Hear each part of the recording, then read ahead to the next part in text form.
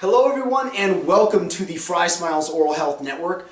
I am your host Scott Fry, and we're going to be diving into on the show today things you can do with your diet to stop your teeth from becoming sensitive. And something that I found with sensitive teeth is that oftentimes things you're doing that should work don't, and things that shouldn't work in the first place end up providing some sort of relief.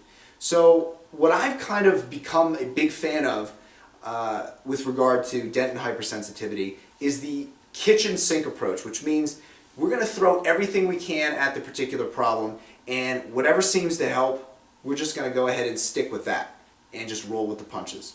So in terms of things you can do with your diet, there are three big things that we need to focus on. Number one, you want to go ahead and limit erosive foods and drinks in your diet.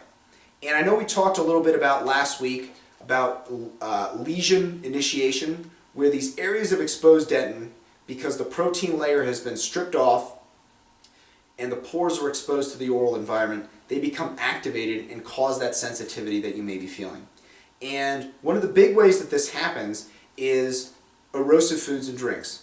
And that means things like soda, citrus fruits, citrus juices, and vinegars.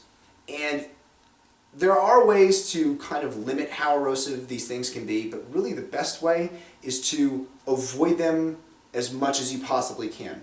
I realize they have lots of nice vitamins and minerals, especially grapefruit, but in general, if sensitivity is a problem for you, this is something that you need to take a serious look at.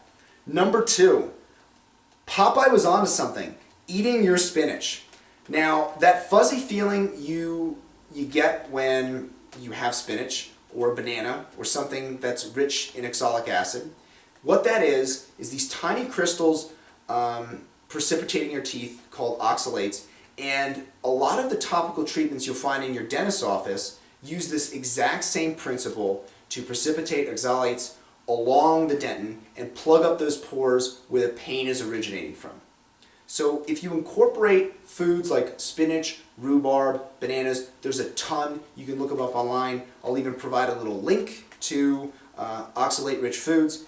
You can try basically getting the similar effect as you would with some of these topical agents at the dentist's office just by eating a healthy green vegetable. And lastly, you want to incorporate dairy somewhere in your diet during the day.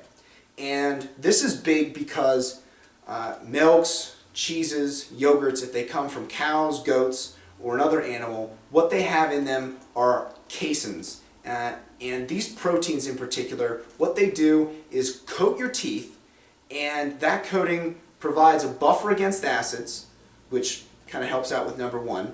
And that protein layer also physically prevents calcium from leaving your teeth, just a little bit, and that ends up being a big benefit in terms of sensitivity.